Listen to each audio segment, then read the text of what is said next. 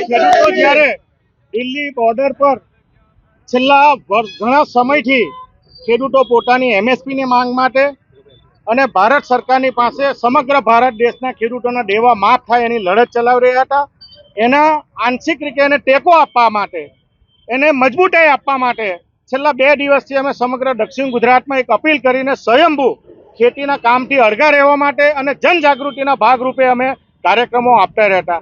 આજે પણ માનસિક રીતે એક સહકાર આપવા માટે શાંતિપ્રિય રીતે ધરણાનો કાર્યક્રમ ડેલાડ પાટિયામાં રાખવામાં આવ્યો છે અને સમગ્ર દિવસ દરમિયાન ખેડૂતો અહીંયા આવવાના છે। સ્વયંભૂ અમારી અપીલ હતી, અપીલના ભાગરૂપે આજે અમે આ કાર્યક્રમ રાખ્યો છે। દક્ષિણ ગુજરાતમાં અને ગુજરાતમાં પણ ખેડૂતોની જે માંગણી છે, ગુજરાતના લોકોના પણ જે પ્રશ્નો છે એના માટેની અમે રજૂઆત કરતા રહ્યા છે અને આવનારા દિવસોમાં પણ અમે રજૂઆત કરવાના છે। આવનારા દિવસોમાં અમે દિલ્હી ખાતે પણ આ ખેડૂતોની અમે મુલાકાત લેવાના છે।